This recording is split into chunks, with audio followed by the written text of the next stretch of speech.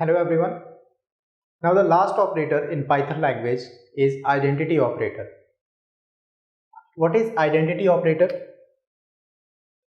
Generally, whenever we find the memory locations of any variable or object, we use the identity function. So id function is used to find the memory location of any object or variable. But when we compare two different objects or operand, with regard to their memory location, then we can use this identity operator. So every object has an identity, a type and a value. ठीक है, तो हर एक object की identity होती है, type होता है उसका और वैल्यू आता है. जैसे फॉर एग्जांपल आपने देखा a इज इक्वल टू 10, तो a यहाँ पे एक वेरिएबल है, इसका टाइप क्या है, इंटीजर टाइप. ठीक है, और डेफिनेटली इसको मेमोरी में हमने कहीं इस जो है स्टोर दिया होगा, प्लेस प्रोवाइड किया होगा. An object identity never change once it is created. और जब भी हम कोई वेरिएबल या ऑब्जेक्ट क्रिएट करते हैं तो आफ्टर क्रिएशन उसको हम जो है मॉडिफाई नहीं कर सकते, चेंज नहीं कर सकते. An identity operator is used to check the memory location of the operands and based on the memory location the result is return.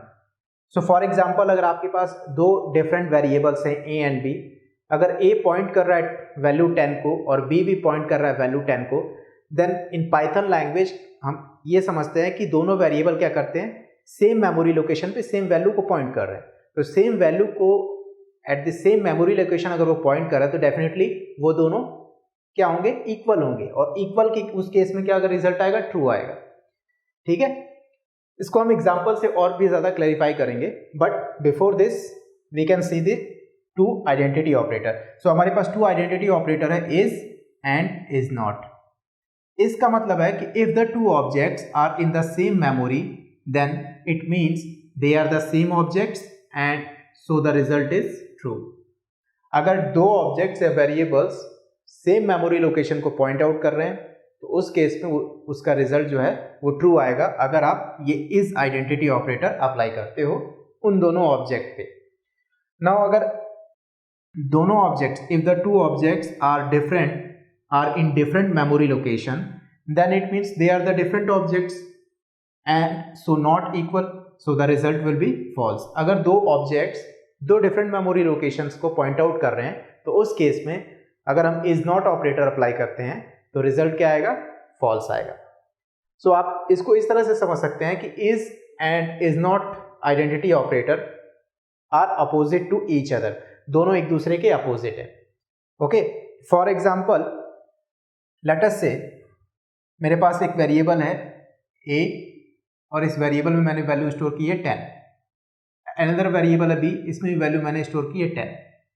तो पाइथन लैंग्वेज में हम ये समझते हैं कि एक मेमोरी लोकेशन है 10 और वेरिएबल a और वेरिएबल b जो है सेम मेमोरी लोकेशन में इसको वो कर रहे हैं, पॉइंट आउट कर रहे हैं. नाउ लेट्स से इसका एड्रेस कुछ भी हो सकता है, 11000 समथिंग लाइक दैट एड्रेस हो सकता है. तो 1100 एज्यूम करते हैं कि इसका एड्रेस है. नाउ अगर आप id फंक्शन का यूज करोगे, इस आइडेंटिटी फंक्शन का, तो वो क्या करेगा, इस एड्रेस को रिटर्न करेगा.